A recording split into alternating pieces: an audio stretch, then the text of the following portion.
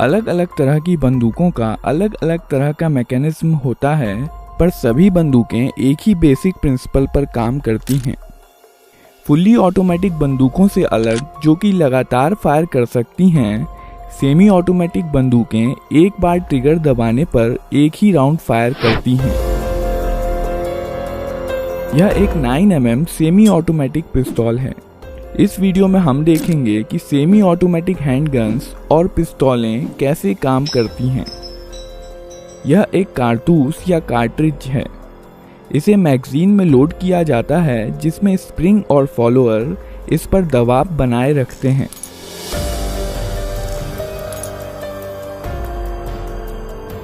Magazine का design कुछ इस प्रकार का होता है कि कारतूस आगे स्लाइड होकर ही बाहर आ सकता है। इस मैगजीन को बंदूक में रखा जाता है।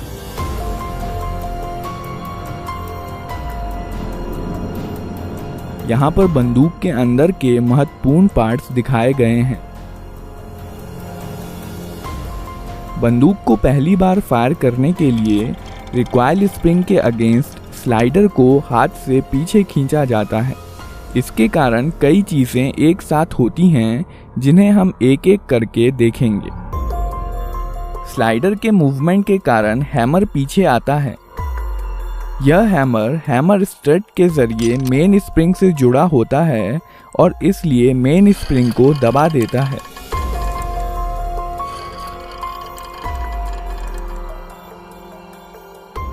यह सीयर है। यह हैमर के मूवमेंट को कंट्रोल करता है। जब स्लाइडर पीछे जाता है, तब सीयर लीफ स्प्रिंग के दबाव में हैमर के साथ एंगेज हो जाता है और हैमर को वापस जाने से रोकता है। जब स्लाइडर को छोड़ दिया जाता है, तब रिकॉइल स्प्रिंग के कारण स्लाइडर अपनी पहले वाली स्थिति में चला जाता है, जबकि हैमर सीयर के कारण अपनी स्थिति में बना रहता है। इस प्रक्रिया को कॉकिंग कहते हैं। जब स्लाइडर पीछे आता है, तो इस पर बने प्रोजेक्शन बैरल को पीछे की ओर धकेलते हैं, जिसके कारण बैरल कुछ नीचे हो जाता है और इसलिए अब इसमें कारतूस आसानी से भरा जा सकता है। जब स्लाइडर वापस लौट रहा होता है, तो यह एक कारतूस बैरल में ले जाता है और बैरल को अपनी पहले वाली स्थिति में धकेल देता है। कारतूस का पिछला हिस्सा एक्सट्रैक्टर में फंस जाता है, जो कि स्लाइडर से जुड़ा होता है। पिस्तौल अब फायर करने के लिए तैयार है। जब ट्रिगर दबाया जाता है, सीयर डिस्कनेक्टर के माध्यम से धकेल दिया जाता है, जिसके कारण यह हैमर से डिसएंगेज हो जाता है। हैमर अब फ्री है और मेन स्प्रिंग के दबाव में यह फायरिंग पिन, जो कि स्लाइडर में फिक्स्ड होती है, से जा टकराता है। बदले में यह फायरिंग पिन कारतूस के प्राइमर पर स्ट्राइक करती है।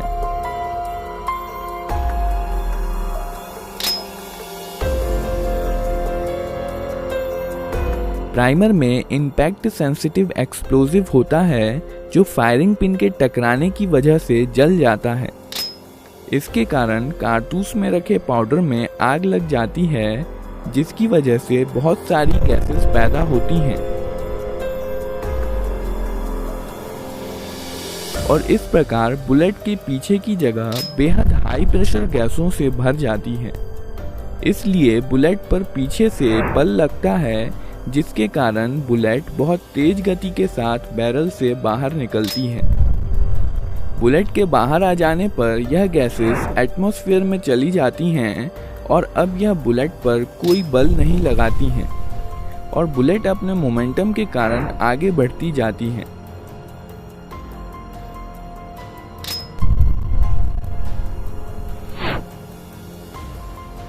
बैरल में कुछ लकीरें और खांचे बने होते हैं, जो आगे बढ़ते समय बुलेट को स्थिरता के लिए घुमा देते हैं।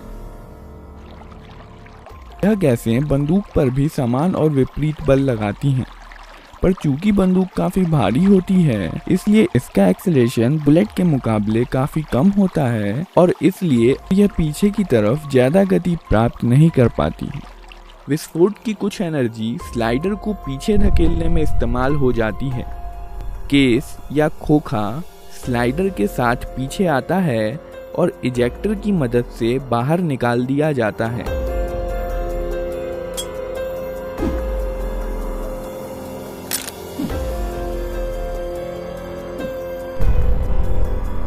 साथ ही साथ स्लाइडर हैमर को पीछे धकेलता है और बंदूक को अपने आप रिलोड भी कर देता है।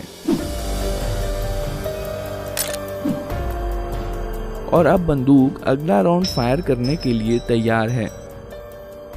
ट्रिगर दबाने पर सीधे सीयर पर धक्का नहीं लगता है। सीयर डिस्कनेक्टर की मदद से धकेला जाता है। जब स्लाइडर पीछे की तरफ जाता है तो इस पर बने स्लॉट की मदद से यह डिस्कनेक्टर को नीचे की तरफ खिसका देता है।